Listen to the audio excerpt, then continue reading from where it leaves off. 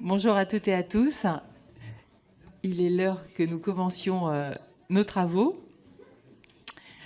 Et ce matin, nous avons le plaisir de recevoir le professeur de sociologie Gérald Bronner. En septembre 2021, le professeur Bronner a été chargé par le président de la République de se pencher, entouré d'un collège d'experts, sur les répercussions induites par la numérisation croissante de la société et plus particulièrement sur le traitement et la réception de l'information par nos citoyens. Et la diversité des membres de la commission que vous avez présidée, M. Bronner, composée d'historiens, de politologues, de juristes, de journalistes, d'enseignants, de sociologues, a constitué une vraie richesse pour aborder les enjeux multiples des effets du numérique sur la société. Et l'ambition fixée à votre commission était très élevée, puisqu'elle devait établir de manière synthétique l'état des connaissances sur les désordres informationnels à l'ère numérique et proposer des recommandations pour y faire face. Donc, nous souhaiterions donc pouvoir vous entendre présenter à grands traits les principales conclusions de vos travaux, qui prolongent en partie l'analyse que vous aviez pu présenter dans votre livre paru en 2021, Apocalypse cognitive. Dans cet ouvrage, vous présentiez déjà les risques d'une exposition de plus en plus forte et de plus en plus précoce au numérique et aux réseaux sociaux, et vous mettiez brillamment en lumière les biais cognitifs induits et les dangers qu'ils peuvent entraîner dans la compréhension de l'information. Donc, pouvez-vous nous dire de quelle façon la commission que vous avez présidée vous a permis de confirmer, le cas échéant, et de préciser ces premières analyses? Et plus particulièrement, sur les logiques algorithmiques, pourriez-vous nous présenter les biais qu'elles peuvent susciter, les moyens de contrer ces effets pour garantir plus de neutralité? Donc, au moment où vont débuter au sein de notre commission des affaires culturelles les travaux de la mission Flash sur l'éducation critique aux médias, dont les rapporteurs sont Madame Violette Spilbou et Monsieur Philippe Ballard, il nous est apparu essentiel de recevoir le président de la commission sur les lumières à l'ère du numérique. Et je suis en effet convaincue que les analyses du rapport de votre commission viendront utilement nourrir le travail de cette mission et plus largement de notre commission. Donc je vais vous donner la parole pour une quinzaine de minutes avant que s'engage la phase de questions et de réponses avec les députés. Je voudrais juste prévenir mes collègues pour une raison familiale. Monsieur Bronner est contraint de nous quitter plus tôt que prévu, puisqu'un train doit le ramener en Lorraine. Non, mais il poussera jusqu'à 11h. Mais voilà, mais je préfère vous le dire maintenant pour être concis dans les réponses, dans les questions, et concis dans les réponses aussi, mais bon, ça, c'est... Mais voilà, pour vous le dire, il n'y aura pas de marge, on n'arrivera pas à tirer au-delà, puisque la SNCF... mais voilà, on va parier sur les trains à l'heure. Monsieur Bronner, c'est à vous. Merci Madame la Présidente. Ah oui, merci Madame la Présidente pour cette introduction très claire. Et merci à vous toutes et tous de votre invitation à venir m'exprimer à propos du rapport et très au-delà, à propos d'un sujet qui, je crois, nous concerne tous. Pendant une quinzaine de minutes, ce sera évidemment bien trop bref pour être exhaustif, mais je sais que vous aurez probablement beaucoup de questions et j'essaierai d'y répondre aussi clairement que possible dans la mesure de mes compétences qui sont très limitées, hélas, vous vous en apercevrez. Une question qui nous importe tous, je crois qu'il y a quelques années, il fallait consacrer un certain temps d'abord pour établir le fait et pour convaincre qu'en effet, le monde numérique tel qu'il se présentait devant nous était de nature à nous apporter beaucoup de choses très positives, il faudrait y revenir aussi, mais nous allons focaliser notre attention dans le moment de notre échange sur un certain nombre d'externalités négatives, des processus qui sont impliqués dans ce que j'ai appelé à plusieurs reprises la dérégulation du marché de l'information, qui s'est profondément modifié et à ce titre, il n'y a pas lieu de s'étonner que ça implique de profondes modifications sociales, évidemment. Mais aujourd'hui, il n'y a plus besoin de consacrer beaucoup de temps à cela, puisque les grandes institutions internationales, que ce soit l'ONU, l'OMS, évidemment, on songe à l'institution européenne avec les récentes avancées du DSA, le Digital Services Act. Il n'y a plus besoin de consacrer beaucoup de temps pour nous convaincre collectivement qu'il y a là un sujet qui mérite de s'y intéresser. En effet, premièrement, d'abord quelques faits. Un fait qu'il est difficile de contester, c'est qu'aujourd'hui, la disponibilité de l'information, et c'est un des aspects de la dérégulation de ce marché, a atteint des proportions et de très loin incomparables si on jette un regard rétrospectif sur l'histoire de l'humanité En 2005, on avait produit 150 exabits de données, ce qui est tout à fait considérable. Et en 2010, on en avait produit 8 fois plus. Et pour ne pas vous faire crouler sous les chiffres, disons que dans les 2 dernières années qui viennent de s'écouler, nous avons tout simplement produit 90% de l'information disponible sur la planète Terre, ce qui est évidemment proprement inimaginable. En d'autres termes, notre cerveau, qui est un outil absolument formidable, probablement le plus complexe de l'univers connu, 1 million de milliards de connexions dans une petite boîte crânienne. Évidemment, on ne l'utilise pas tous de la même manière. Ça va être un des sujets dont on va parler peut-être. Mais n'empêche que malgré l'excellence de cet outil, aucun d'entre nous est capable d'absorber l'intégralité de ces informations. Ça veut dire qu'il faut faire un choix. Et nous sommes confrontés à un dédale cognitif. Et la question fondamentale, c'est de savoir si dans ce dédale, nous avons plus de chances de rencontrer le Minotaure ou le fil d'Ariane qui va nous orienter vers les Lumières, pour reprendre le terme du titre de la commission que j'ai présidée en effet, et que je n'ai pas choisi, mais que je trouve tout à fait excellent. Donc je ne veux pas critiquer ce titre, les Lumières à l'ère numérique, c'est exactement ça. Pourquoi ? Parce que, là aussi, bref incursion dans le passé, le siècle des Lumières nous avait fait une promesse, un espoir, et peut-être un espoir un peu trop optimiste, puisqu'un certain nombre de philosophes, de penseurs misaient sur le fait que, en rendant l'information disponible et en permettant à chacun d'entre nous d'avoir un niveau d'éducation acceptable, et nous avons largement rempli, je crois que la contemporanéité a largement rempli cet objectif, eh bien nous irions presque mécaniquement vers des sociétés de la connaissance. Pourquoi ? Parce que l'idée qu'il y a derrière, c'est que finalement, sur un marché libre des idées, dans le fond, à moyen terme au moins et à long terme à coup sûr, ce seraient les idées les plus rationnelles qui finiraient par s'imposer dans cette concurrence. Seulement, c'est cette conclusion, je dirais, libérale et un peu trop optimiste qu'il s'agit peut-être de discuter ensemble et que nous avons discuté dans ce rapport. Nous avons en effet quelques inquiétudes qu'en tout cas, à court terme, ça ne soit pas le cas. Il n'y a pas besoin d'être sociologue pour observer la façon dont les choses se passent et voir que finalement, l'empire des croyances ne disparaît pas facilement à l'horizon des progrès de la connaissance.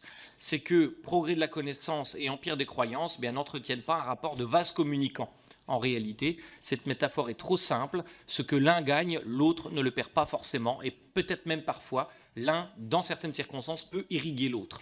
C'est ça que nous avons un peu essayé de démêler, parce que les enjeux sont très importants pour nous tous. On en voit d'ailleurs déjà. Ce n'est pas dans le futur, ce n'est pas de la science-fiction, c'est une situation déjà présente. Songez par exemple à ce qui se passe au Brésil, un pays qui est extrêmement clivé, mais sans aller regarder de l'autre côté de l'Atlantique, regardons simplement dans notre pays, comment les débats, le moindre débat se polarise. Aujourd'hui, il y a une indignation collective tous les 2 jours sur Twitter.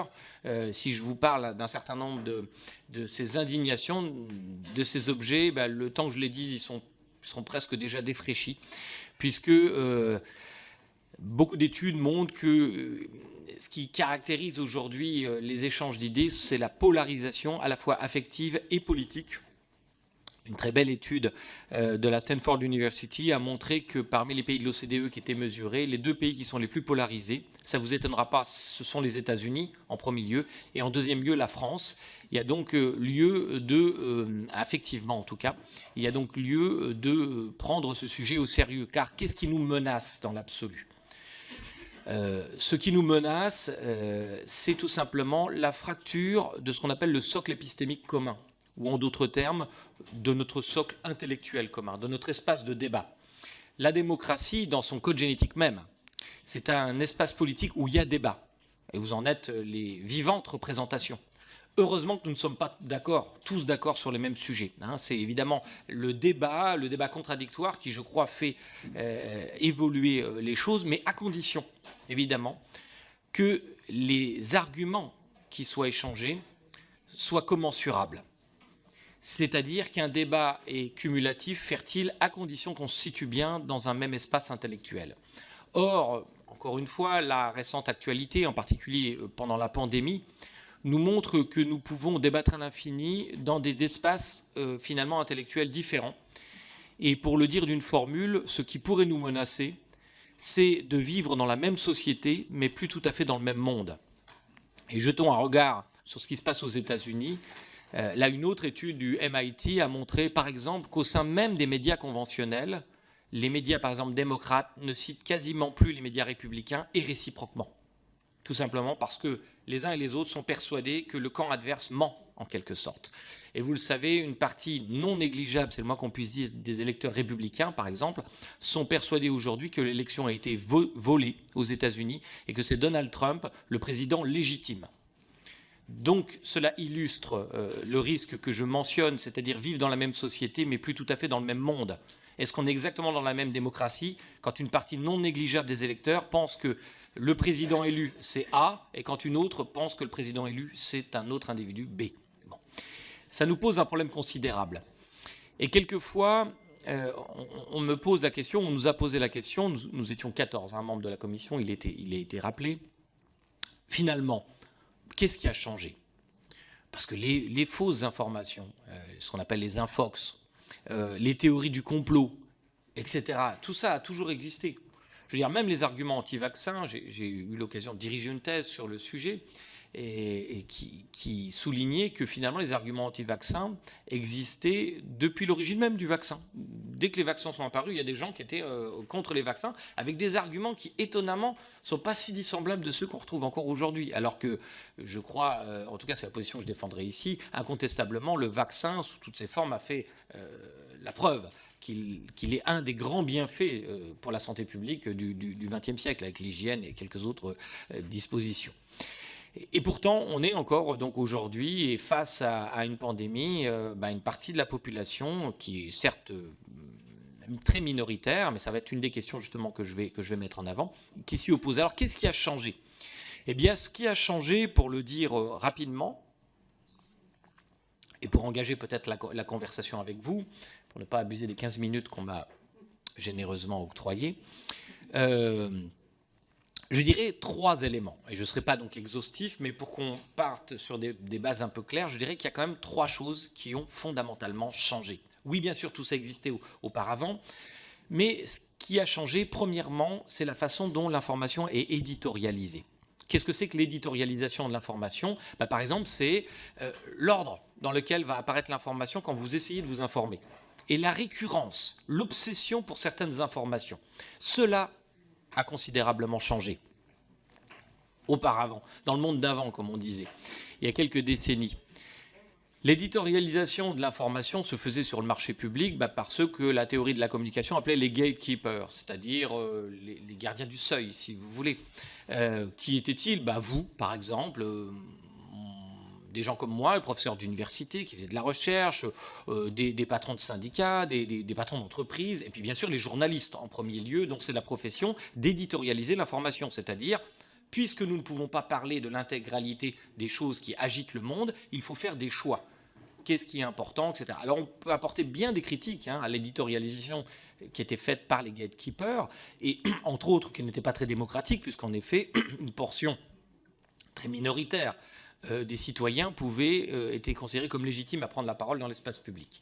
Donc ce qui a apporté de sans doute positif Internet, c'est déjà ce premier élément, c'est-à-dire la démocratisation de la prise de parole. Aujourd'hui, si vous avez un compte Facebook ou un compte Twitter ou même TikTok, par exemple, vous pouvez donner votre point de vue, par exemple sur le vaccin, mais ça veut dire aussi que vous pouvez contredire un grand professeur de médecine sur la question. Et donc, il y a une concurrence généralisée des points de vue. C'est ça qui caractérise peut-être la situation contemporaine. Et l'éditorialisation se fait aujourd'hui en grande partie par les algorithmes qui président aux réseaux sociaux. Par exemple, certaines informations vont être mises en avant. Alors certes, pour qu'on ne se trompe pas, de plus en plus de personnes s'informent aujourd'hui sur les réseaux sociaux. Et pour les jeunes, c'est tout à fait considérable. Et sur des réseaux sociaux très spécifiques. Pour les jeunes, notamment TikTok ou Instagram, 40%, n'est-ce pas, de ce qu'on appelle la génération Z, s'y informent. Et peut-être qu'on y reviendra, puisque une récente enquête de NewsGuard, donc postérieure à la publication du rapport, montrait qu'on avait un taux de fausses informations, y compris sur les informations générales, par exemple sur TikTok, qui avoisinait les 20%. Ce qui est extrêmement préoccupant. 20% de fausses informations, c'est absolument gigantesque en fait. Parce que la fausse information, heureusement, elle reste très minoritaire. Ce serait quoi? Un monde où il y aurait 50% de fausses informations dans toutes les informations qu'on peut lire. Ça deviendrait évidemment invivable. Donc cette éditorialisation, elle se fait aussi par une logique algorithmique, même si, effectivement, nous continuons, si nous informons sur les réseaux sociaux, à aller lire sur les réseaux sociaux des articles de presse. C'est ça le paradoxe. Seulement, ces articles de presse ne sont plus dispatchés comme ils l'étaient dans un journal. Certains articles vont être mis en avant de façon obsessionnelle par qui? Par nous, c'est-à-dire par l'économie de l'attention, par ce qui nous intéresse. Or, une des caractéristiques des grandes entreprises du net, du numérique, c'est que leur business model, si je puis m'exprimer ainsi, est fondé sur le fait de capter notre attention, c'est-à-dire de nous maintenir captifs le plus longtemps possible sur leur plateforme. Pourquoi? Parce qu'ils vont convertir ce temps d'attention, n'est-ce pas, en capital économique via, par exemple, les publicités. Rappelez-vous, vous le savez sans aucun doute, qu'une partie de la manne publicitaire très importante a été captée par ces grandes entreprises. Elles étaient captées à qui? Précisément aux professionnels de l'information et aux journaux. Ce qui fait qu'il y a un appauvrissement aujourd'hui du journalisme, qui a un vrai problème de survie économique, alors que c'est un enjeu de bien commun, évidemment, la qualité de l'information. Donc les algorithmes redispatchent selon d'autres logiques que ceux de l'intérêt général. Cette redistribution de l'information via les algorithmes, elle se fait selon donc une logique de l'attention. Par exemple, quand nous avons interrogé, auditionné plutôt Frances Haugen, et je crois que vous l'avez fait ici aussi à l'Assemblée nationale, elle nous a rappelé que, pour en prendre un exemple, mais je ne voudrais pas spécialement mettre un projecteur négatif sur cette entreprise, Facebook, mais c'est quand même le plus grand réseau social à l'heure actuelle sur la Terre, eh bien Facebook a pendant longtemps mis en avant l'émoticône colère, c'est-à-dire qu'un message qui était assorti de l'émoticône colère avait 5 fois plus de visibilité qu'un message qui était assorti seulement de l'émoticône like. C'est ça l'algorithmisation et l'éditorialisation algorithmique plutôt de l'information. C'est-à-dire qu'on va mettre en avant des messages qui sont susceptibles de nous mettre en colère. Non pas parce qu'on veut nous mettre en colère, enfin je ne suis pas dans la tête des dirigeants, mais je pense que ce n'est pas ça. Si on a une interprétation parcimonieuse, c'est tout simplement parce que la colère et la conflictualité, ce sont des informations qui intéressent notre cerveau.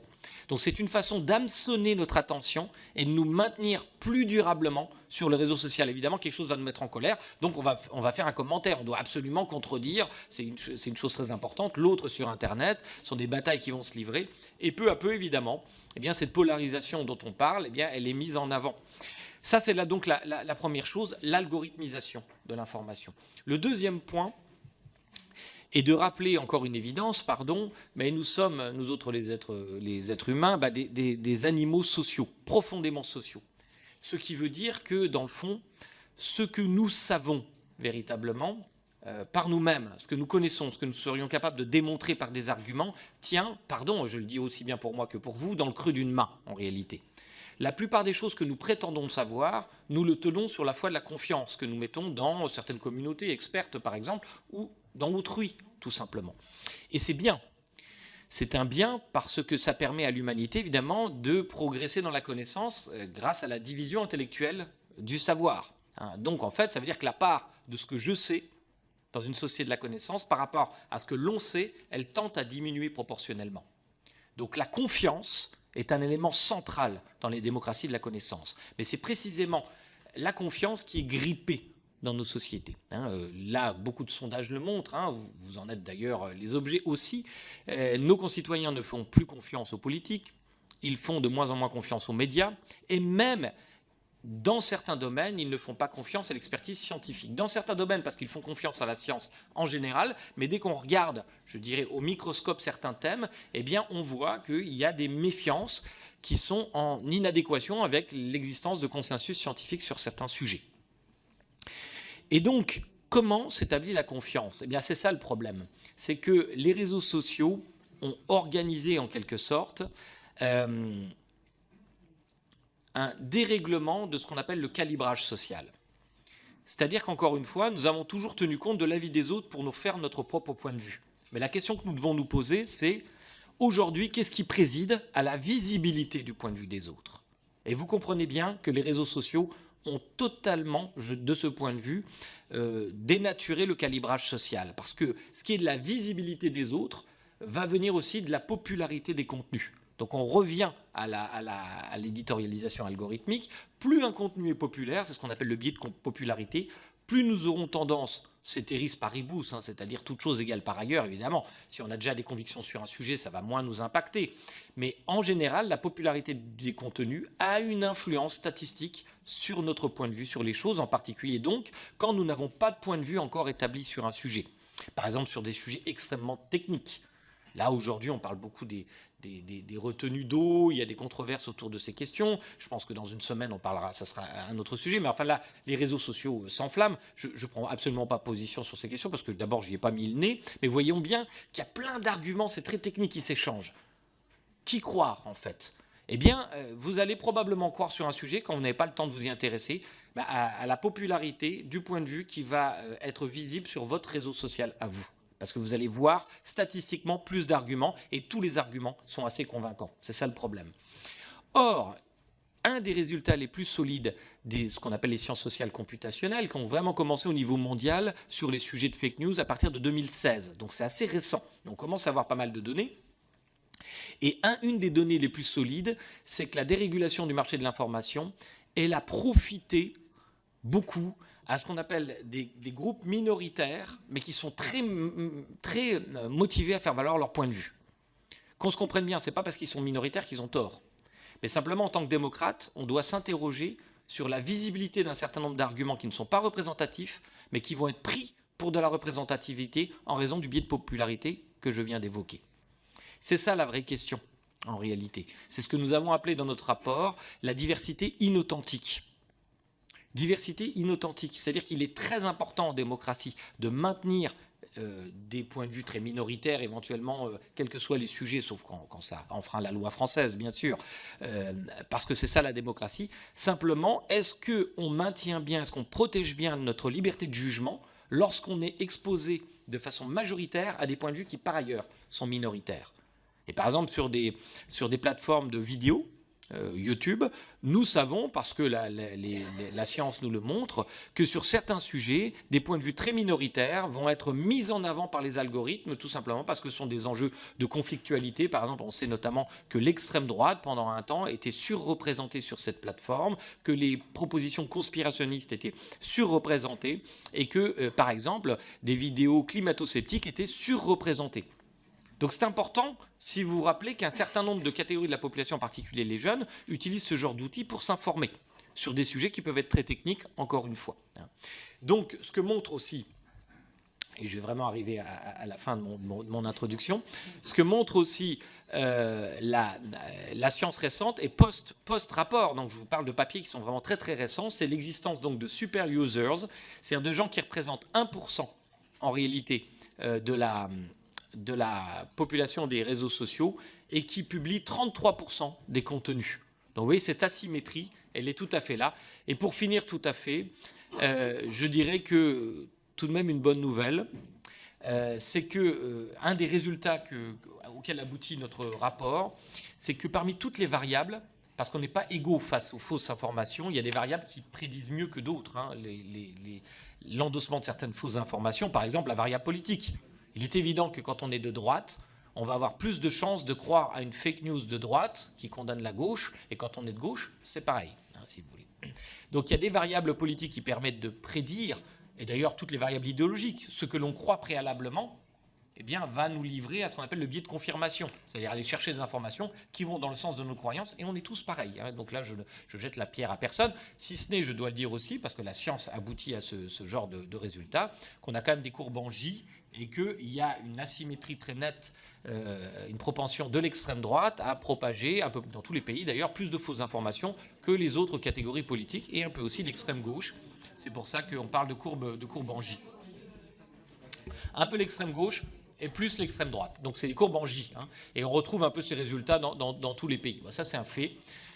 Le réel est un os, comme disait Hegel. C'est comme ça. Mais entre toutes les variables, je ne sais pas si j'aurais dû évoquer les variables politiques. Hein, mes chers collègues,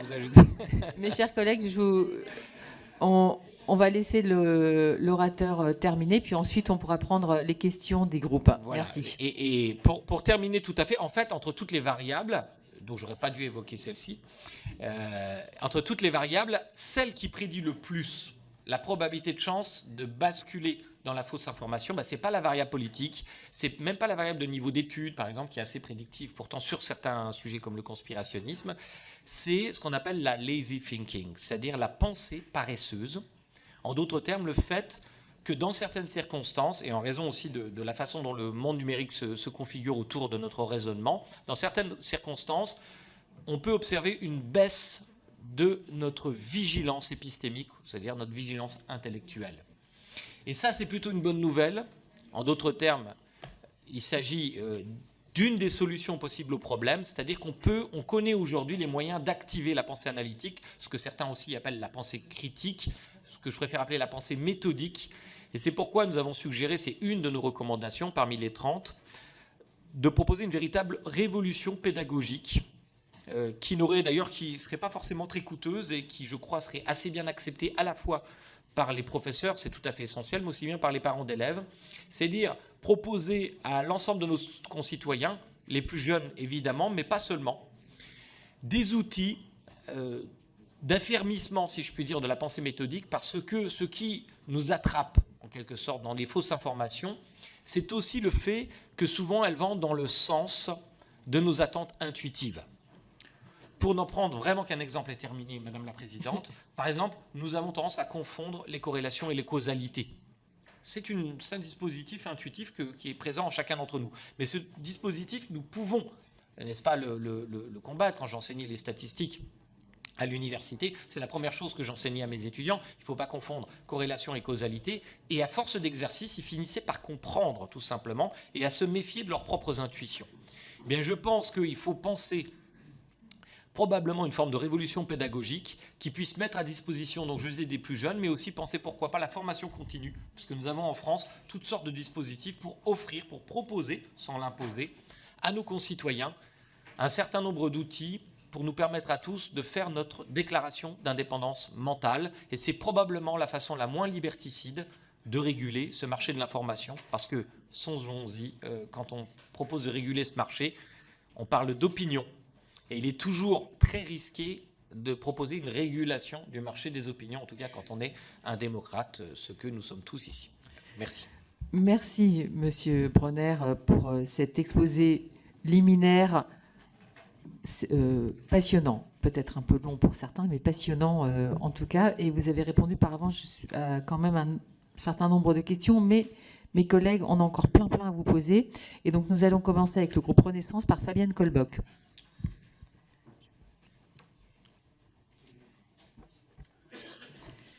Merci Madame la Présidente.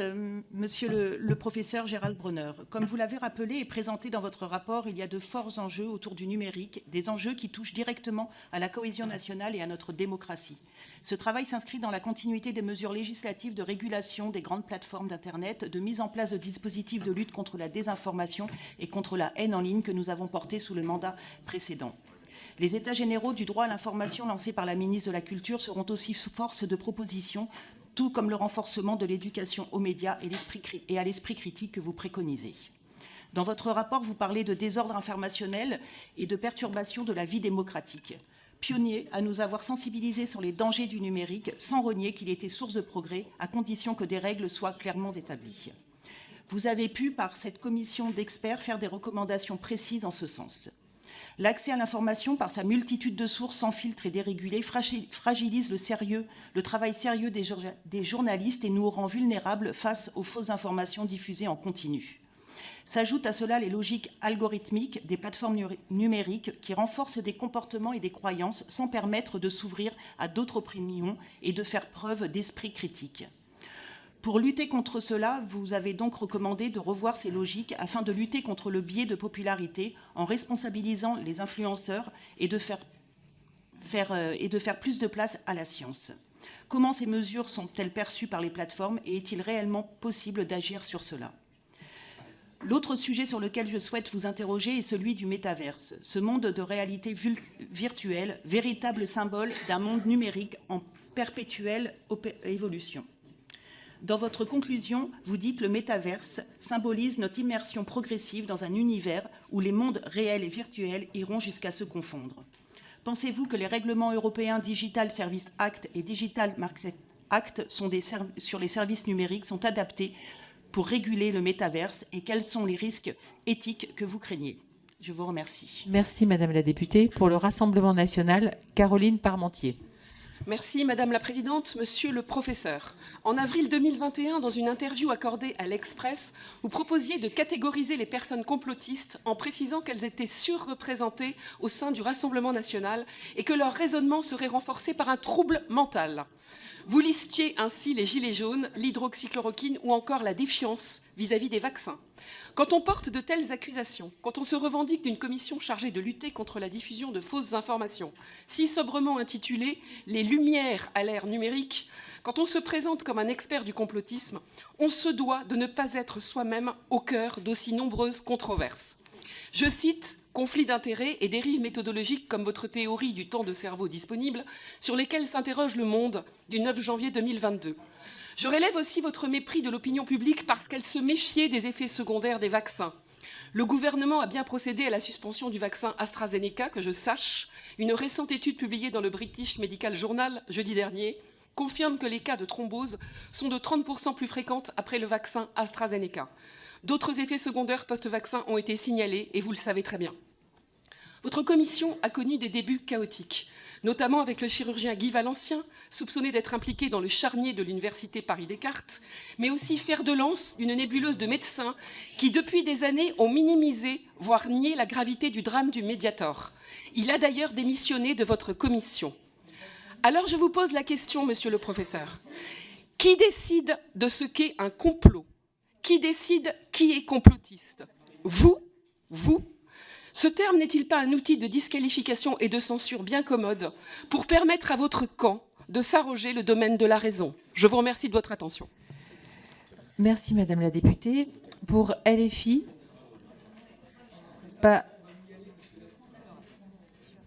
pour les Républicains, Isabelle Périgaud.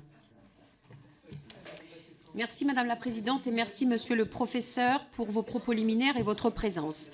Vous avez évoqué lors de vos différentes interviews sur la création de la commission Les Lumières du numérique, demandée par le Président de la République, que deux menaces existaient du fait de l'omniprésence des réseaux sociaux.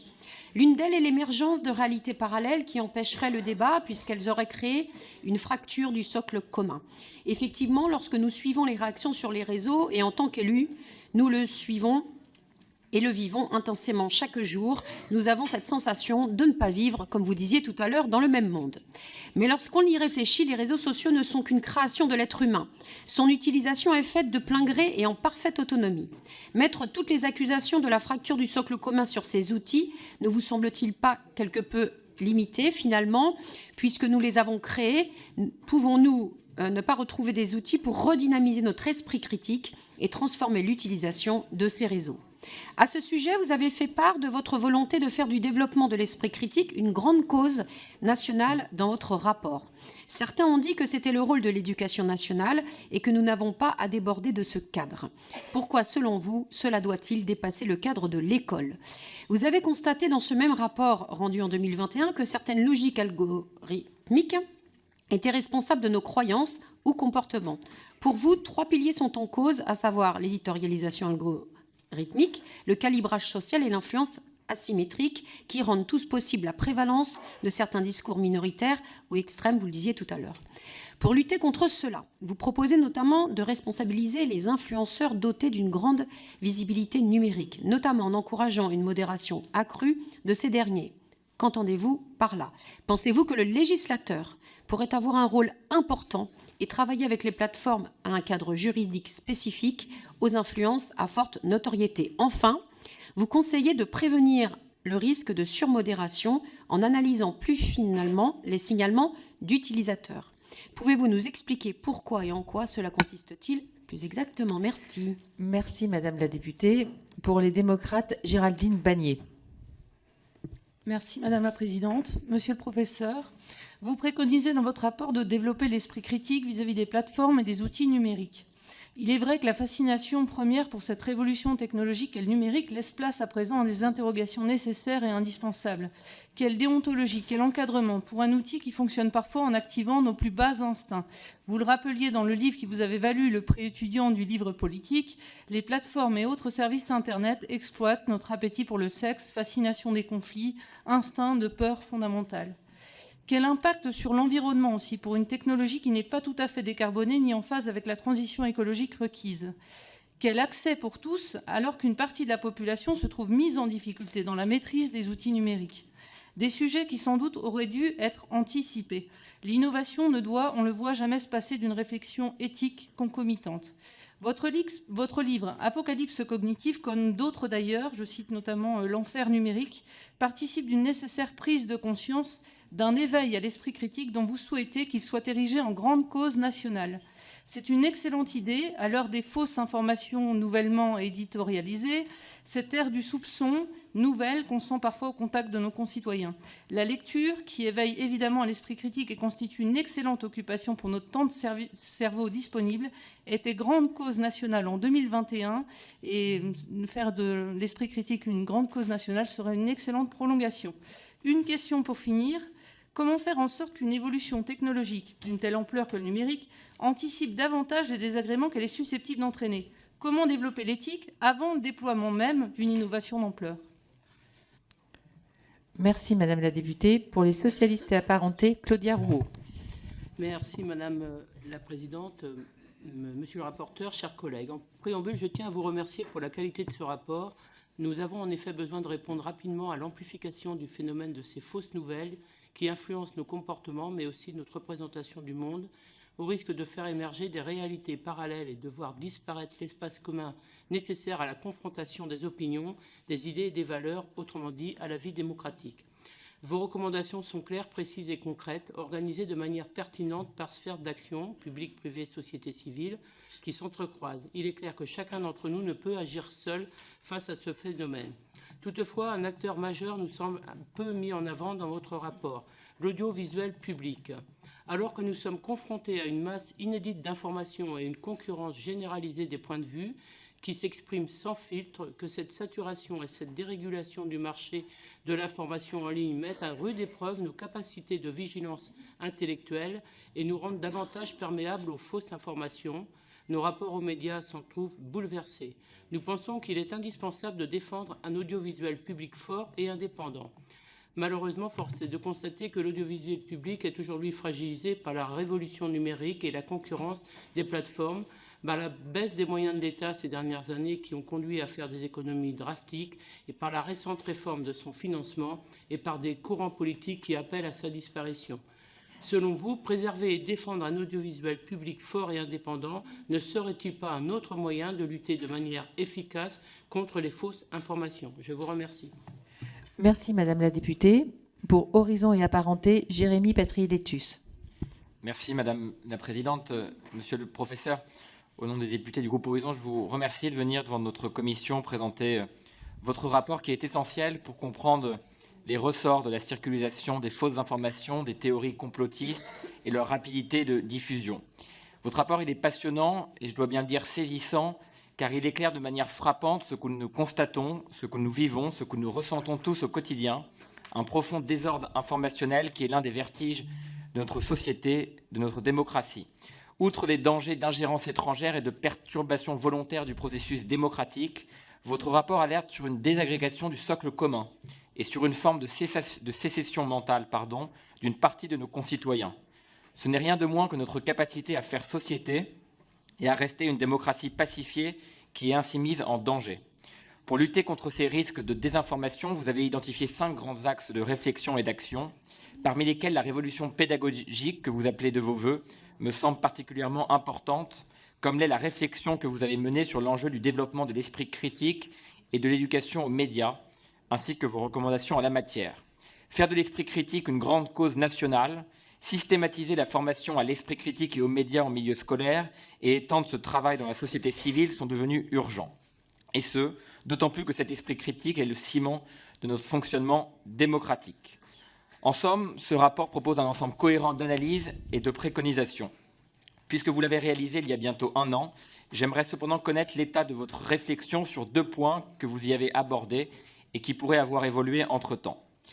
Premièrement, les craintes que vous avez et qui sont liées aux déstabilisations venues de l'étranger ont-elles été confirmées?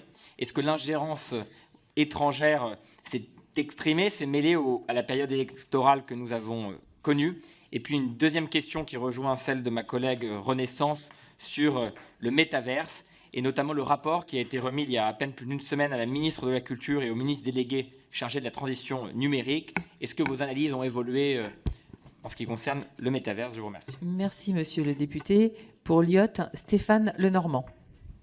Merci Madame la Présidente, Monsieur le Professeur. Dans le chapitre 4 consacré aux ingérences étrangères dont parlait mon collègue, vous considérez qu'avec le durcissement du contexte géopolitique mondial, que cela entraîne une logique d'affrontement permanent qui caractérise la conflictualité de l'ère numérique. Cette logique se traduit par des opérations d'ingérence numérique étrangère. Elle conduit à l'émergence de menaces de plus en plus hybrides qui impliquent une grande diversité d'acteurs et de modes opératoires et qui en compliquent naturellement la compréhension, la détection et la prévention. Parmi les recommandations, vous proposez de mettre en place un organe d'expertise extérieure indépendant avec lequel les plateformes pourraient signer une convention leur permettant entre autres face à la demande de retrait d'un contenu argué d'être une fausse nouvelle, répréhensible, de soumettre le cas à ces experts extérieurs dont elles s'engageraient à suivre l'avis. Donc dans cet élément que vous proposez, avec un tel organe, quels sont les risques de porter quand même atteinte à des libertés essentielles de la démocratie, telles que la liberté d'expression, d'opinion ou d'information, et finalement comment appréhender ces risques? Par ailleurs, vous soulignez aussi la problématique du recours aux hébergeurs à l'étranger. En effet, les plateformes les plus fréquentées sont pour la plupart hébergées aux États-Unis. D'ailleurs, en septembre 2017, un rapport de la DGSI alerte sur l'augmentation constante de la masse des données hébergées à l'aide des techniques d'informatique, notamment le cloud ou le nuage, qui représente un enjeu pour la sécurité des informations sensibles, à la fois pour notre société, les particuliers et les entreprises. Aussi, ne pensez-vous pas qu'il est urgent que la France, voire l'Union européenne, investisse dans le développement de son propre système de stockage et de traitement des données indépendant et qui en respectera nos règles? Merci. Merci, monsieur le député. Pour être sûr que notre orateur de ce matin puisse prendre son train à 11h, on va prendre le reste des questions et comme ça, il fera une réponse groupée pour toutes les questions. Donc, je passe la parole à Violette Spilbou. Merci, Madame la Présidente. Monsieur le Président, votre rapport est passionnant et nourrira sans aucun doute la nouvelle mission flash d'éducation aux médias qui m'a été confiée par la présidente de commission avec mon collègue Philippe Ballard. Parmi les 30 propositions de votre rapport contre les désordres de l'information, vous proposez notamment celle de créer une cellule interministérielle dédiée au développement de l'esprit critique et celle de créer une grande cause nationale au développement de l'esprit critique et de l'éducation aux médias, avec une systématisation de la formation en milieu scolaire et une sensibilisation particulièrement auprès des élus locaux et des collectivités territoriales. Député du Nord, élu local, nous disposons à Lille et sur les communes de ma circonscription, comme dans beaucoup d'autres en France, de conseils municipaux d'enfants et de conseils de jeunes qui sont très actifs, qui permettent vraiment une participation citoyenne de nos jeunes à des sujets très variés, dont souvent ils s'autosaisissent, et ça implique ceux qui sont souvent éloignés de la vie de la cité pour qu'ils deviennent de réels acteurs de leur avenir, de notre démocratie française, aux côtés des élus locaux. Aussi, ma question est simple, comment pourrions-nous intégrer ces instances de démocratie locale présentes partout en France dans le grand projet national que vous souhaitez impulser? Merci. Merci, Madame la députée. Sophie Blanc. Madame la Présidente, Monsieur le Professeur, au-delà de la lecture de votre rapport, de ce triptyque saturation, algorithme, publicité et du cocktail complexe qu'il génère, j'ai une question à vous poser qui porte notamment sur l'éducation aux médias et à l'information. Vos recommandations 24 à 29 sur l'esprit critique et EMI proposent une série de mesures adaptées à notre système administratif. Créer une cellule interministérielle, cartographier les difficultés cognitives des élèves, etc. Ces mesures sont dirigées vers l'État que vous cherchez à alerter et vers notre machinerie administrative que vous voulez mettre en branle sur le sujet. Alors, j'en comprends la logique, mais de façon plus précise, je voudrais vous entendre développer notamment la mesure 27 qui indique systématiser la formation pour les élèves dès l'école primaire et jusqu'après le secondaire et pour les enseignants en formation initiale et continue et renforcer de manière significative le réseau de référents et coordinateurs académiques dans ces domaines. Alors, nous nous trouvons là au confluent de l'éducation, de l'enseignement et de la philosophie sur un vrai choix de société. J'aimerais que vous m'expliquiez votre pensée, notamment comment armer nos enfants, Comment leur donner le recul nécessaire et quels outils mettre en place dans les programmes pour leur enseigner le doute et l'analyse? Et surtout, qui va leur enseigner cela de façon objective? Vous parlez tout à l'heure de révolution pédagogique, mais à quel âge elle se fait, cette révolution pédagogique? Est-ce que l'enseignement n'implique-t-il pas une certaine stabilité? Je vous remercie. Merci, Madame la députée. Céline Calvez. Merci Madame la Présidente.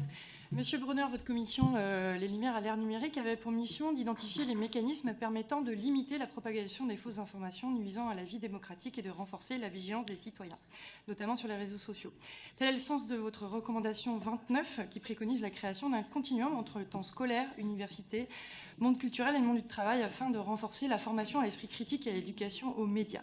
Par là même, vous pointez un besoin, celui de faire de l'éducation aux médias, pas seulement pour les enfants, mais aussi tout au long de la vie. J'aimerais aborder avec vous deux leviers possibles. Quelle est la place de la formation à l'esprit critique dans le compte personnel de formation qui recense les droits acquis et les formations dont nous pouvons bénéficier? L'esprit critique et l'éducation aux médias d'information sont-ils intégrés au socle de connaissances et de compétences? Deuxième point, quel est le rôle de l'audiovisuel public dans l'accompagnement de son continuum de formation à l'esprit critique? En particulier, dans quelle mesure les médias publics locaux, je pense à France Bleu et France 3, pourraient se saisir de ce rôle fondamental de formation à la pensée méthodique et à l'esprit critique? Je vous remercie. Merci, Madame la députée. Maxime Minot. Merci Madame la Présidente. Monsieur le professeur, je souhaite parler plus longuement de vos recommandations sur la question de l'ingérence numérique étrangère. Nous le savons, c'est un fait de plus en plus avéré. Si l'intervention russe dans l'élection présidentielle américaine a été au cœur de l'actualité, nous ne sommes pas sans savoir que ce type d'ingérence arrive plus souvent que l'on ne croit.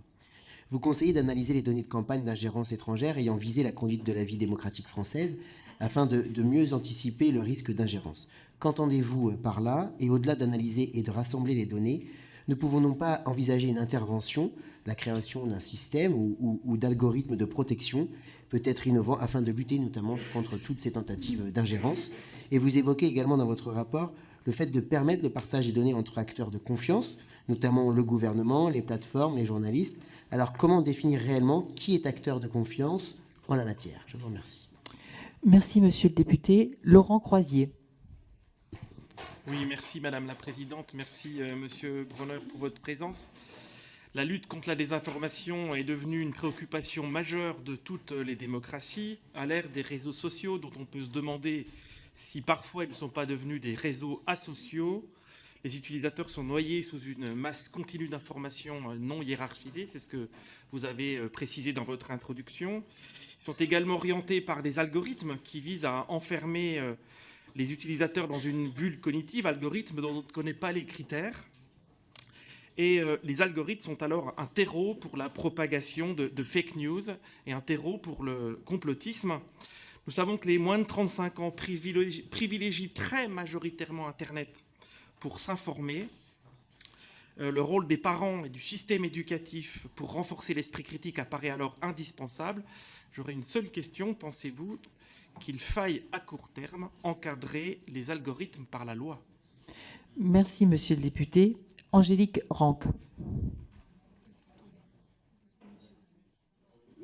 Non, il n'y a pas de... D'accord.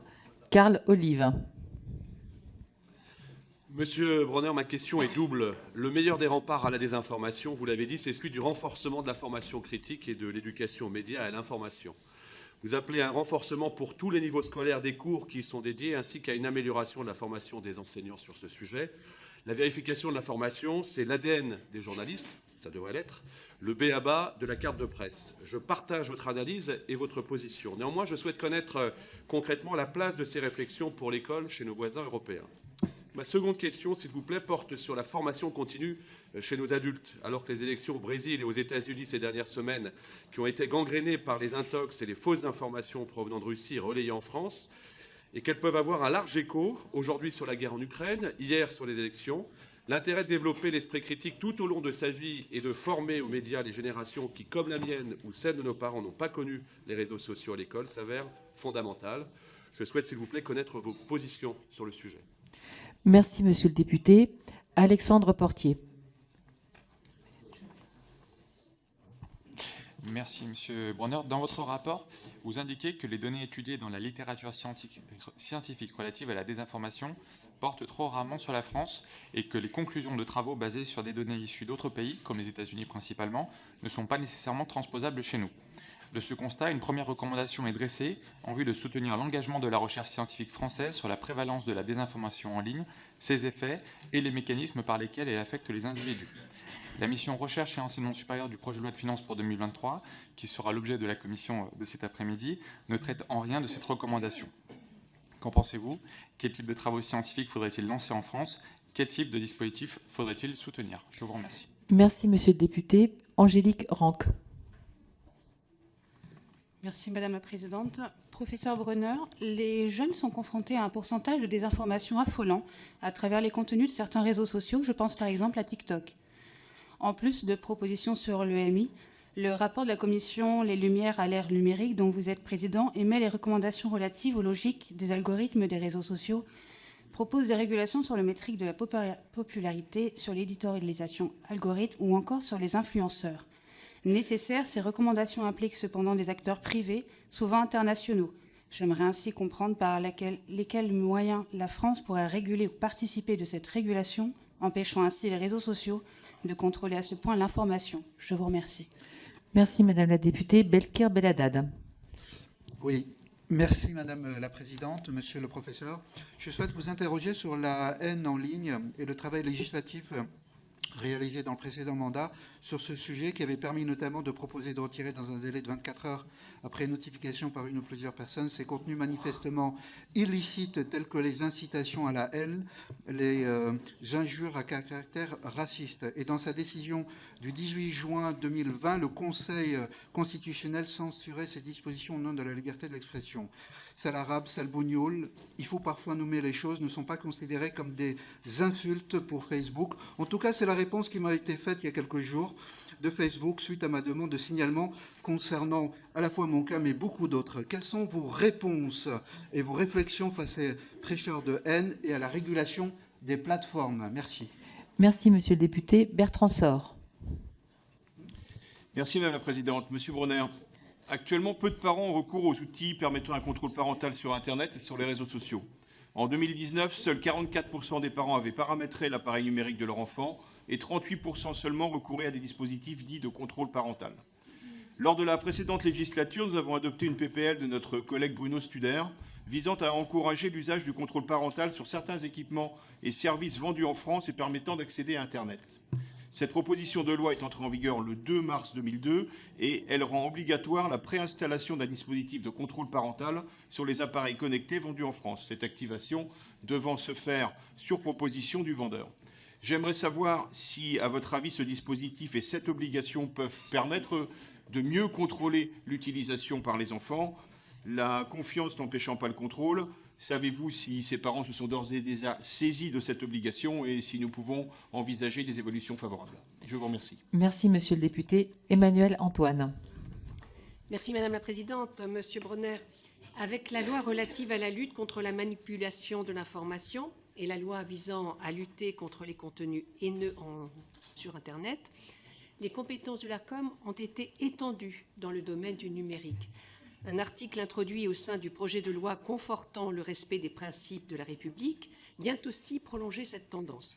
Il s'agit de compétences nécessaires pour veiller à ce que les plateformes en ligne et plus généralement les contenus Internet ne soient pas source de troubles et fassent l'objet d'une meilleure régulation.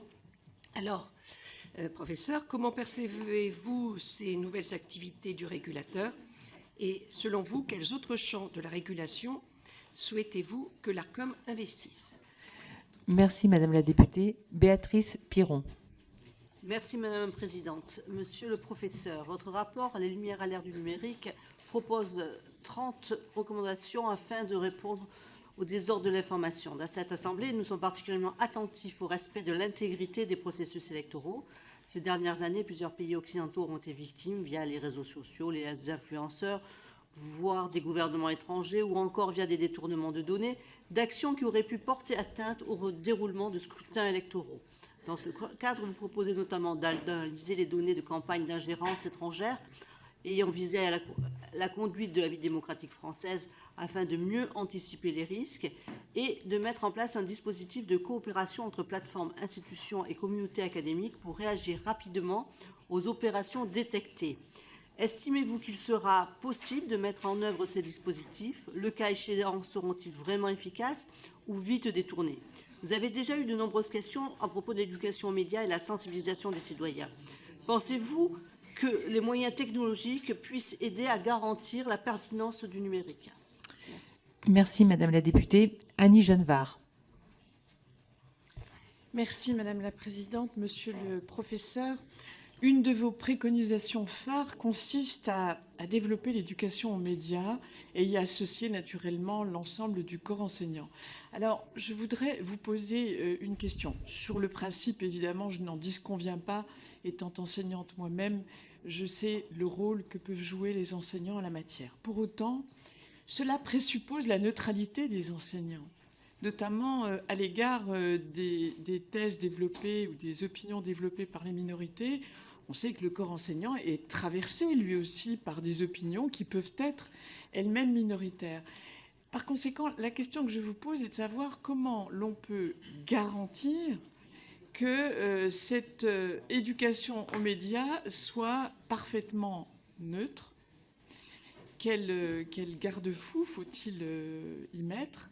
Et la deuxième question que je voudrais vous poser concerne l'affaiblissement de la sensibilité aux sciences. Je trouve tout à fait préoccupant que dans la formation des enseignants, et ce sont les formateurs qui le disent eux-mêmes, peu viennent du monde scientifique. Or, c'est un réel problème. Comment fait-on pour éveiller les enfants à la science, donc à l'esprit critique, quand soi-même on en est si peu familier? Je vous remercie. Merci, Madame la députée. Nous venons au terme des questions de mes collègues. Donc, Estelle Follest, pardon. J'ai failli oublier de mes collègues. Pardon. Monsieur le professeur, je vous remercie de vos nombreux éclairages. Une question très rapide sur un sujet qui revient de manière récurrente et presque à chaque crise sociale, entre guillemets, en tout cas de la communauté sociale, sur la levée de l'anonymat sur les réseaux sociaux. Voilà, j'aimerais savoir ce que vous en pensez et je vous remercie de votre réponse. Merci, chers collègues. Là, je crois avoir fait le tour de tous les collègues qui voulaient poser des questions. Donc, s'il y en a encore l'un ou l'autre qui veulent, c'est maintenant, puisque... Non, justement, je ne l'ai pas dit. Donc, je vais vous laisser, monsieur le professeur, répondre à mes collègues sur les différentes questions. Et comme ça, ensuite, vous pourrez avoir la liberté d'aller prendre votre train. Merci, Madame la Présidente. Et merci à toutes et tous pour vos excellentes questions. Je ne suis pas sûr d'être, comment dirais-je, encore une fois, tout à fait satisfaisant dans toutes mes réponses, mais je vais essayer de donner le meilleur de moi-même, évidemment. Elles sont très vastes, elles couvrent quasiment tous les thèmes, donc je vais les prendre, si vous me permettez l'expression, un peu par paquet.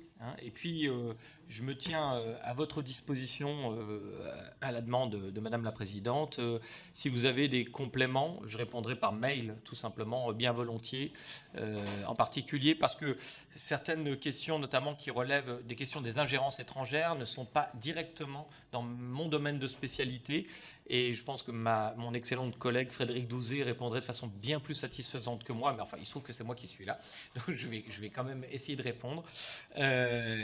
Alors, je suis très content là d'avoir entendu vos questions parce que ça va me permet déjà de repréciser de préciser quelque chose de très important. Parce que vous n'êtes pas les seuls. Depuis que le rapport a été rendu, j'ai eu beaucoup d'échanges à propos de l'esprit critique et des EMI, c'est-à-dire d'éducation aux médias et à l'information. Donc je vais répondre d'abord à ce gros paquet-là parce qu'il y a eu pas mal de questions et c'est évidemment très, très essentiel puisque je le disais, c'est la variable, lazy thinking, la pensée paresseuse qui permet le mieux de prédire et c'est sur cette variable sans doute qu'on peut faire quelque chose. Alors d'abord, les EMI, c'est pas le développement de l'esprit critique, c'est pas la même chose du tout. Je crois qu'il faut marcher sur deux jambes, les deux sont importants en réalité. L'EMI, c'est typiquement apprendre aux jeunes, et ça c'est important, à comprendre leur environnement informationnel. c'est-à-dire de vérifier des sources, etc. Finalement, de voir comment une information se constitue, comment elle est éditorialisée, y compris comprendre l'environnement algorithmique, par exemple comprendre le biais de popularité, ce que je disais, les super users, enfin, ça peut faire partie des EMI. La question de l'esprit critique, c'est pour ça que je préfère aussi parler de pensée méthodique, c'est tout à fait autre chose. La pensée méthodique, c'est tout simplement, vous voyez, on apprend à écrire, à compter, à lire, c'est très important. Mais en fait, apprendre à raisonner, ça s'apprend aussi, en réalité. Et c'est pour ça qu'un certain nombre d'inquiétudes qui se sont manifestées, qui sont bien légitimes, ne sont, à mon avis, pas tout à fait fondées. Parce que, notamment sur la question de la neutralité des enseignants, vous avez parfaitement raison, Madame la députée, c'est une vraie question. Mais en fait, elle n'est pas du tout impliquée dans la question de l'esprit critique. Alors, donc, les EMI, il y a peu de données en fait sur le résultat pédagogique, on le mentionne dans le rapport, mais les quelques données qu'on a sont plutôt encourageantes. C'est-à-dire notamment dans le nord de l'Europe, ils obtiennent des effets, semble-t-il, relativement encourageants. Pour la question du développement de l'esprit critique, et je vais repréciser exactement ce qu'on doit entendre là-dedans, et par là, pardon, et quel procédé on imaginait dans la commission. L'esprit critique, c'est en fait tout simplement des éléments de métacognition, c'est-à-dire penser sa propre pensée. C'est-à-dire à quel moment je vais avoir des intuitions qui peuvent être fausses sur certains sujets, et à quel moment donc je ne vais pas faire disparaître ces intuitions, parce qu'elles peuvent être très utiles par ailleurs, mais je vais reconnaître des structures de situation où j'ai des chances de me tromper. C'est pour ça tout à l'heure je tenais à vous donner un exemple qui est la confusion entre corrélation et causalité, mais il y a à peu près 150 erreurs types qui sont identifiées par la littérature scientifique. Et donc ces erreurs et l'identification de ces erreurs, elles sont absolument neutres d'un point de vue politique, si je puis dire, ou idéologique. Et c'est même ce qui vous garantit le plus, je veux dire, de maintenir une forme d'indépendance intellectuelle. Donc je pense que, quelle que soit la sensibilité politique de nos enseignants, ils ont bien raison d'avoir une sensibilité politique d'ailleurs, ça veut dire que c'est des citoyens, ils ont des idées politiques, ils sont engagés, ça c'est tout à fait normal. Il n'y a pas lieu, en tout cas, de craindre a priori que leur sensibilité politique s'exprime plus dans l'enseignement des outils du raisonnement que, par exemple, dans un cours d'histoire ou de philosophie ou quelque autre cours qu'ils peuvent donner. Je dirais même que le risque est plutôt moindre, même s'il n'est jamais tout à fait nul. Comment faudrait-il procéder exactement? Ce que nous suggérons, c'est d'abord de faire une cartographie des difficultés pédagogiques. Et ça va permettre de répondre à d'autres questions. Qui va faire cet enseignement? Comment procéder? Est-ce qu'il faut faire un cours particulier, par exemple d'esprit critique? Alors la réponse, nous la donnons dans le rapport, et nous nous inspirons de ce point de vue de l'état de la science. La réponse, c'est non. Il ne faut pas développer, à notre avis, de cours spécifiques d'esprit critique. Il faut saupoudrer ces dispositifs dans tous les cours où c'est nécessaire. Mais comment savoir où c'est nécessaire? Eh bien, ce qu'il est possible de faire, et nous proposons de le faire par exemple pour commencer par la classe de 6e, parce que c'est en 6e que les jeunes font l'acquisition générale de leur téléphone portable, donc ils vont être pour la première fois tout à fait confrontés à la difficulté qu'on peut rencontrer dans le monde numérique, et se servir de la compétence des enseignants de terrain qui savent mieux que nous, en l'occurrence, les moments dans l'année, par exemple le prof de mathématiques, le prof de physique, le prof de SVT, ou que sais-je, la prof d'histoire géo, enfin peu importe. Quels sont les moments où les élèves ont plus de difficultés pédagogiques? C'est-à-dire quels sont les moments où la proposition programmatique du programme d'enseignement, elle contrarie en quelque sorte les intuitions spontanées, la spontanéité intellectuelle des élèves. Une fois qu'on aura fait cette cartographie, on va étudier les moments du programme qui posent problème, et on va, je suppose, convoquer un collège d'experts, c'est-à-dire psychologues du développement, pour identifier, par exemple, ou psychologues cognitifs, sociologues éventuellement, pour identifier, évidemment, spécialistes des sciences de l'éducation, et j'en oublie, pour identifier quelles sont les caractéristiques de ces moments dans le programme. Je vous donne un exemple sur lequel j'ai travaillé plus spécifiquement, qui est la théorie de l'évolution. La théorie de l'évolution, qui est enseignée en 3e, est très contre-intuitive. C'est pas parce on se croit tous darwiniens, si vous voulez, mais en fait, assez intuitivement, si on n'y réfléchit pas trop, on est assez finaliste. C'est-à-dire qu'on commet des erreurs de raisonnement. Eh bien, nous avons identifié les biais cognitifs qui sont à l'œuvre dans ce caractère contre-intuitif de la théorie de l'évolution. Il y a donc une façon de l'enseigner, cette théorie de l'évolution, en tenant compte des difficultés intellectuelles que va ressentir l'élève. Et donc profiter de ce moment non seulement pour fermement enseigner la théorie de l'évolution, je veux dire plus que jamais il est nécessaire de l'enseigner fermement, mais en même temps lui apprendre pourquoi il lui résiste. C'est-à-dire qu'en quelque sorte qu'il commence à domestiquer sa cognition ordinaire. Et si on multiplie tous ces moments pédagogiques, en effet, la question m'a été posée, je crois, dès le CP. Dès le CP, pourquoi pas même à la maternelle, puisqu'il y a certains qui travaillent sur ces questions. Je pense à Elena Pasquinelli, ma collègue du Conseil scientifique de l'éducation nationale. Il est possible de saupoudrer en quelque sorte ces moments pédagogiques tout au long du temps pédagogique. Et c'est ainsi qu'on peut espérer obtenir un transfert de compétences. Parce que le problème, c'est qu'on obtient des résultats dans le temps du laboratoire. C'est-à-dire quand on stimule la pensée analytique, de façon neutre politiquement, encore une fois, c'est par des petits problèmes, quand c'est un test qu'on appelle le test du CRT, le Cognitive Reflection Test. Donc vous faites des tests et en fait, c'est comme quand on fait du sport, on s'échauffe. Vous échauffez un peu le cerveau à utiliser ses capacités analytiques et on voit qu'en effet, on résiste mieux dans ces conditions, dans le temps de laboratoire, à des fausses informations et on a moins envie de les partager, etc. etc. C'est pas magique, hein, c'est encore une fois un fonctionnement du cerveau socialisé. Simplement, rien ne nous garantit que cet effet, il dure. Donc le pari pédagogique qu'on propose, et c'est pour ça qu'on va faire une grande cause nationale, c'est ça. Voilà la façon de faire, mais... alors si pour le coup c'est un avantage, c'est qu'on ne transforme pas les programmes, on ne met pas un cours supplémentaire, parce que je crois qu'il y a déjà beaucoup d'heures de cours pour les jeunes, donc il ne s'agit pas de transformer les programmes. Par contre, il y a quand même un coût, c'est la formation des enseignants. Et il faut qu'ils aient envie de faire cela. Cependant, moi, je ne sais pas pour vous, je reçois très souvent des lettres, des mails d'enseignants, des mails aussi de gens qui travaillent dans les centres d'information là à l'intérieur des collèges et qui sont extrêmement demandeurs de ces choses-là, y compris pour les parents d'élèves. C'est pourquoi, je suis peut-être trop optimiste, mais je pense qu'il y aurait une grande acceptabilité de ce genre de dispositif. Mais ça demande qu'on se relève les manches et qu'on y aille tous ensemble, évidemment, et qu'on explique en fait la réalité pourquoi. Mais le corps enseignant, comme vous l'avez dit, est peut-être beaucoup plus conscient que la moyenne d'entre nous de la nécessité de procéder comme ça. Donc voilà, j'insisterai bien pour distinguer les EMI de l'esprit critique, et il faut les deux, à mon avis.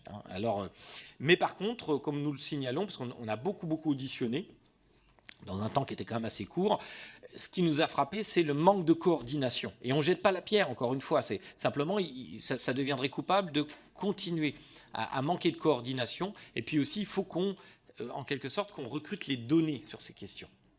En d'autres termes, on m'a demandé aussi si les journalistes pouvaient être impliqués. Il y a beaucoup d'associations qui font ça, les EMI, y compris des journalistes.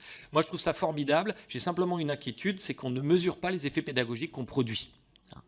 Et en effet, il ne faudrait pas qu'à la fin, parce que la confiance est quand même un problème, comme je l'ai dit, qui est essentiel, il ne faudrait pas qu'on en vienne à dire que finalement faire des EMI, c'est de se méfier de toute forme de source d'information, et que c'est ça être intelligent. Non, je ne crois pas que ça soit ça, évidemment l'objectif.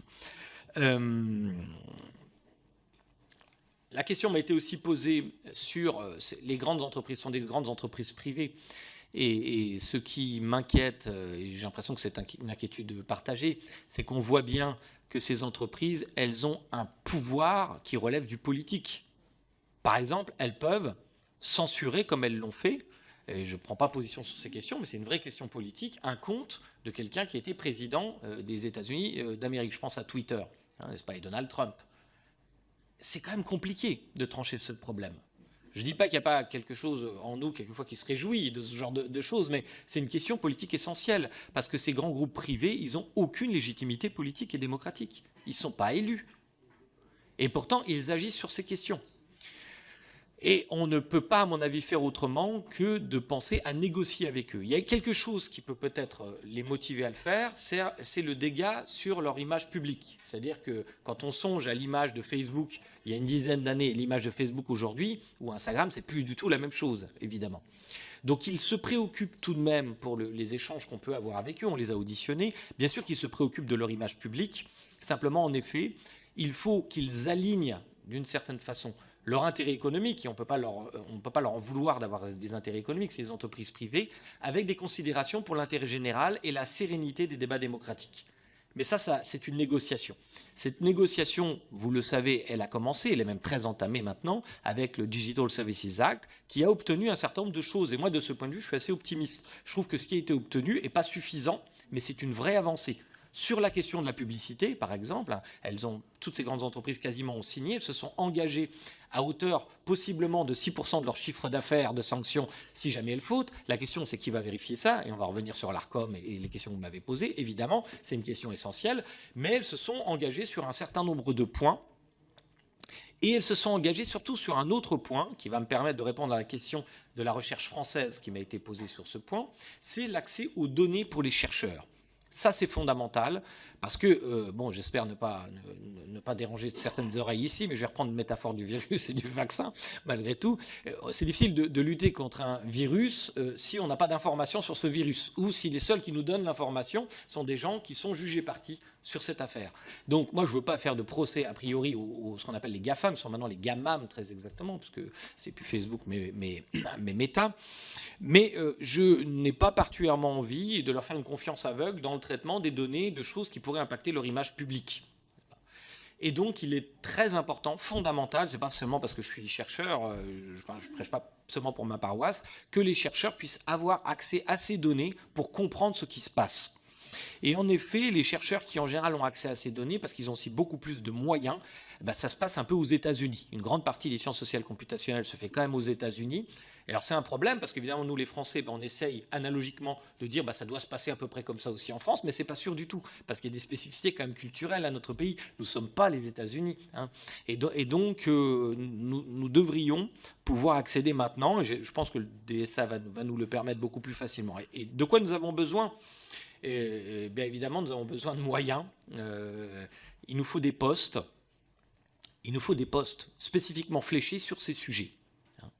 Typiquement, autour des fausses informations, autour de la cognition humaine. Il n'y a pas assez de profils, de postes. Et pourquoi c'est difficile ? Ça, c'est le deuxième point. Si vous pouvez faire monter cette demande, j'en serais très heureux.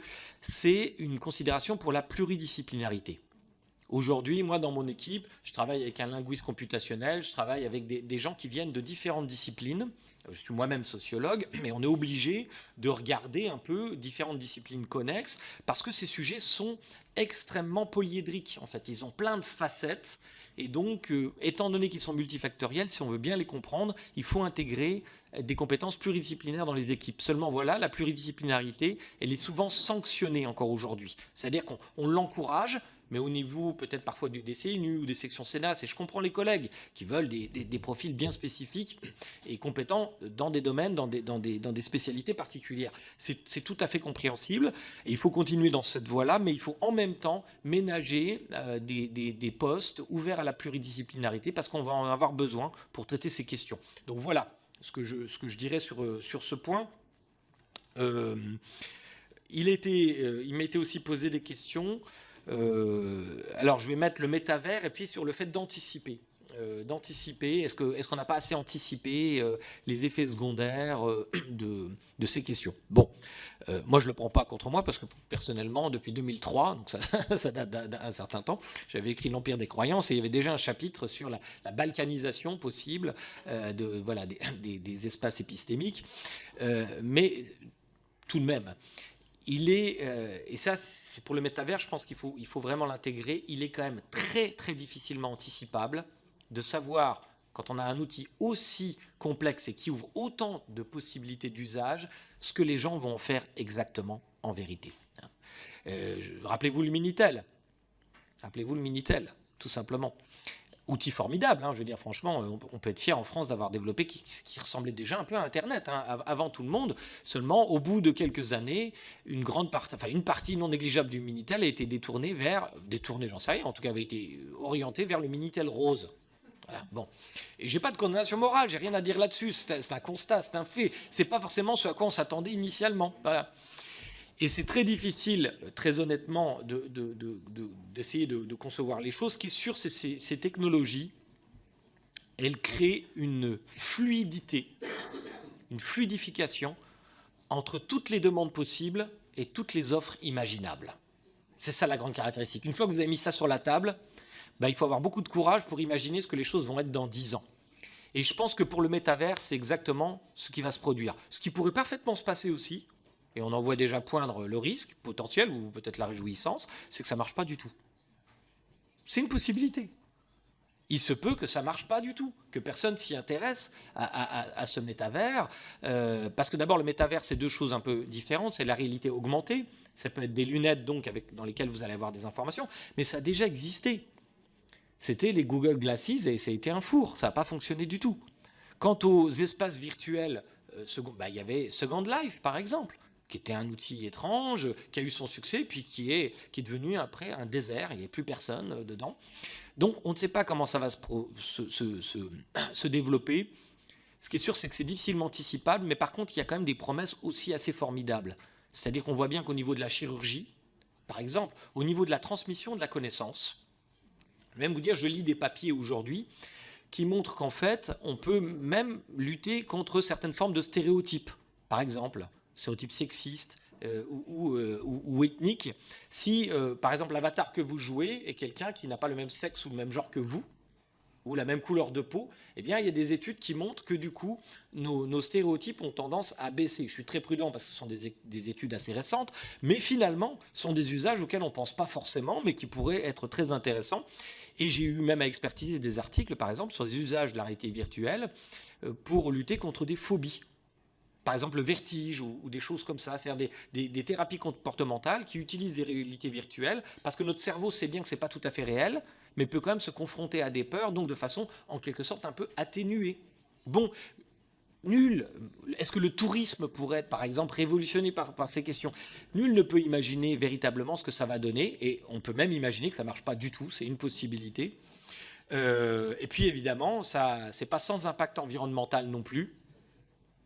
Quelle est la balance environnementale entre le fait, par exemple, de voyager par son casque virtuel, voyager, par exemple, visiter des musées ou des choses comme ça se fait déjà évidemment, et donc peut-être prendre moins l'avion, on ne sait pas. Je ne sais pas si ceci pourra tout à fait remplacer cela.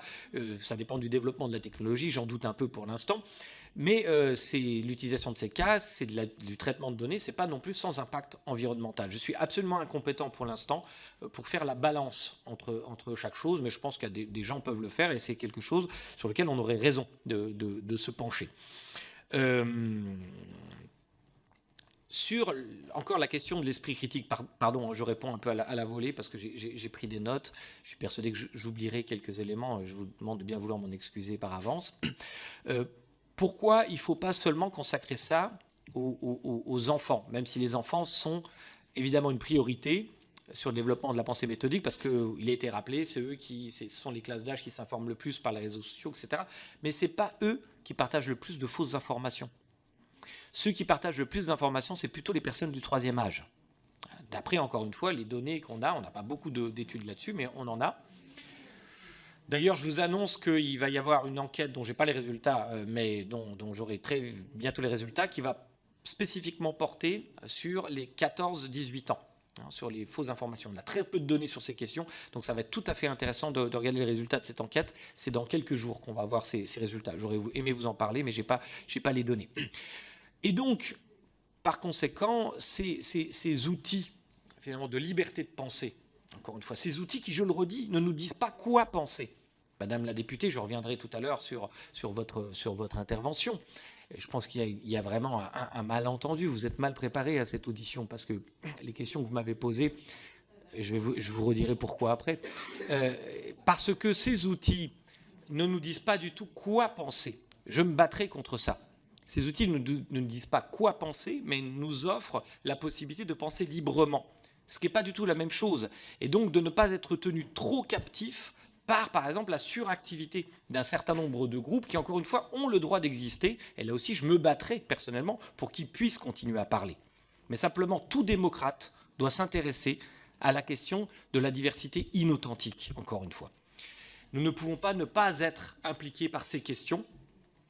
Et de ce point de vue, très au-delà d'Internet, on peut se poser la question aussi sur les médias en général. Il m'a été posé la question de l'importance d'un service public de l'information. J'y suis personnellement très attaché. Je trouverais ça tout à fait dangereux que le marché de l'information, qui est en France à la fois privé et public, bascule entièrement vers une logique d'économie de l'attention. Mais malheureusement, c'est ce qui est en train de se produire. C'est ce qui est en train de se produire. Une très belle étude a été publiée sur PLOS ONE il y a quelques jours et qui montre une étude sur 20 ans qui analyse tous les titres des journaux. Alors c'est encore une fois aux États-Unis, pardon, donc je ne sais pas si on peut exporter en France, mais qui montre que les titres des journaux, simplement les titres, se sont de plus en plus indexés sur un certain nombre d'obsessions, la peur, la conflictualité, etc. Chose que je décris en effet dans Apocalypse cognitive, encore une fois, même si on peut critiquer les conclusions auxquelles j'aboutis. Mais il se trouve que malheureusement, elles semblent être confirmées. Je dis bien malheureusement parce que je ne m'en réjouis pas plus que ça. Elles semblent être confirmées par des données très massives de la science. Et donc, en effet, je crois qu'en France, les médias ont encore un statut très important, protégé par la puissance publique. Et si vous me demandez mon point de vue, mais ce n'est pas celui de la Commission, parce qu'on ne s'est pas prononcé sur cette question, j'espère que ça va continuer, tout simplement.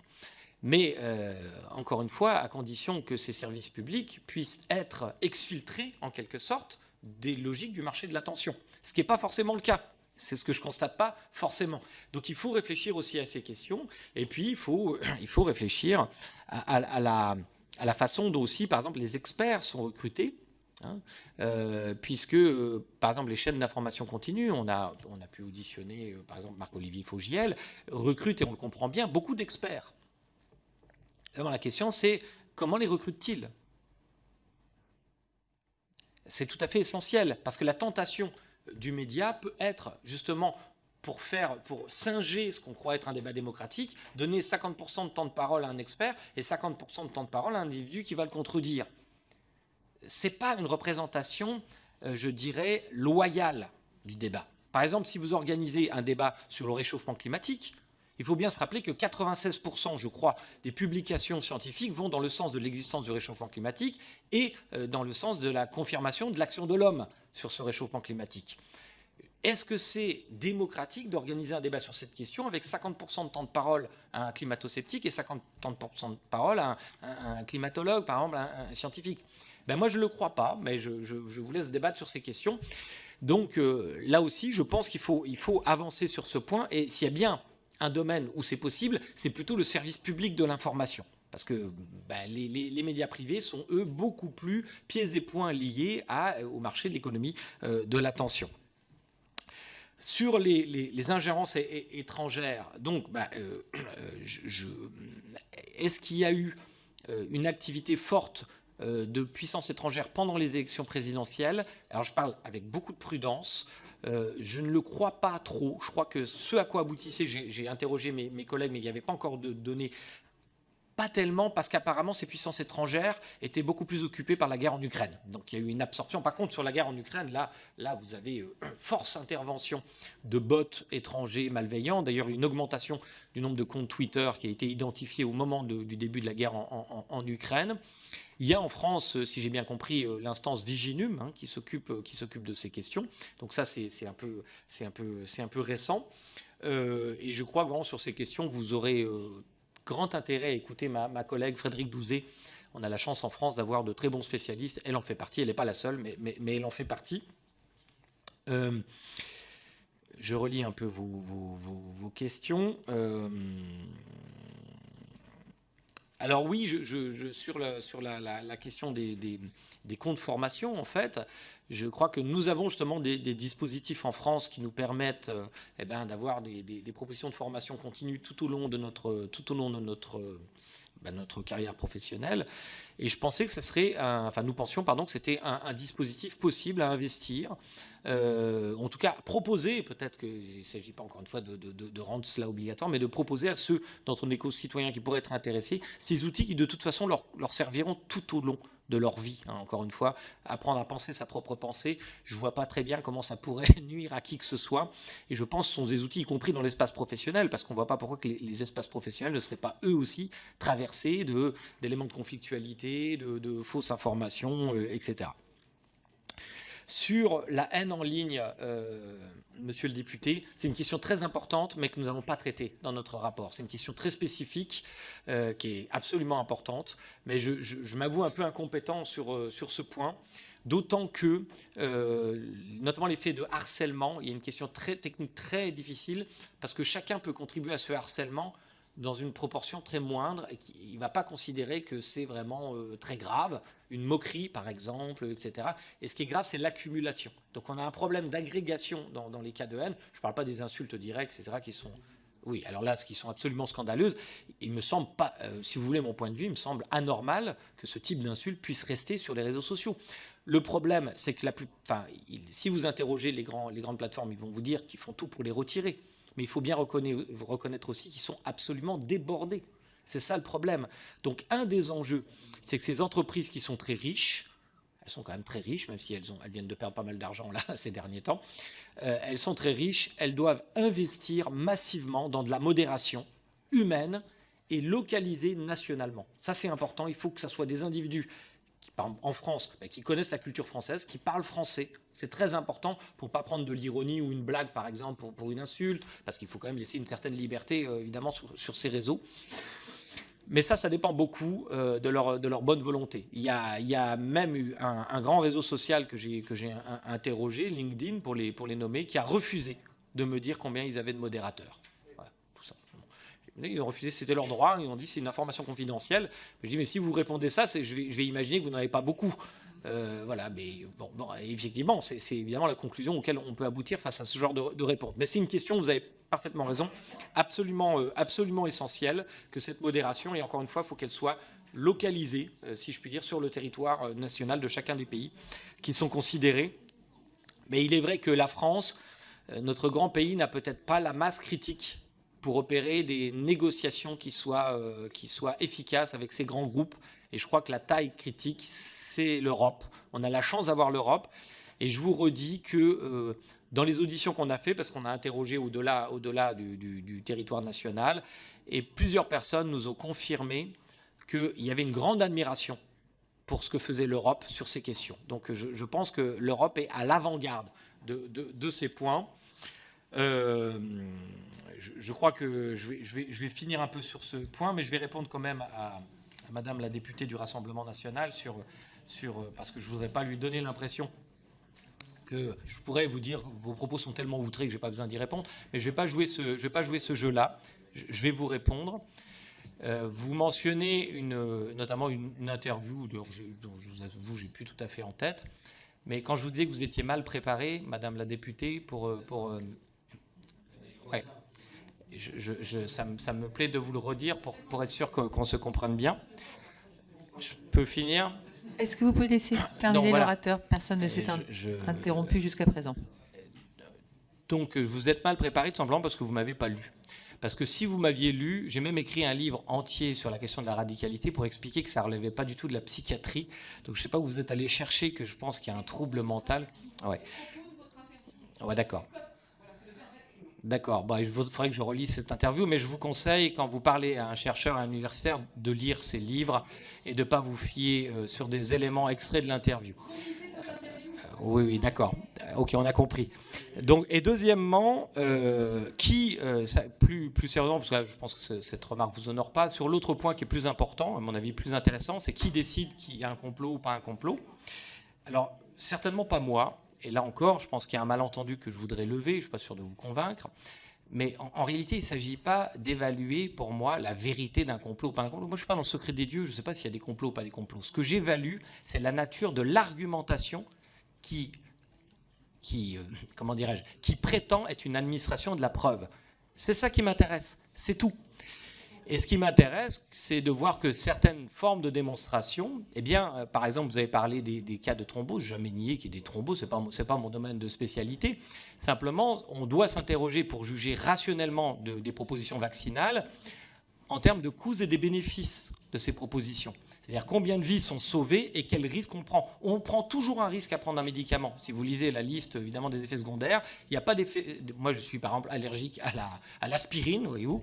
Et en prenant simplement de l'aspirine, il pourrait m'arriver de grosses bricoles. La question n'est pas là. Si on veut que la carte de la prise en compte des problèmes sanitaires et des risques en général recouvre celle de la rationalité, eh bien, il faut faire attention de ne pas attirer l'attention de nos concitoyens sur, par exemple, les coûts qui existent et les risques qui existent, en étant totalement aveugle aux bénéfices qu'on provoque et surtout au risque de ne pas faire, madame. Voilà, c'est ça qui m'inquiète.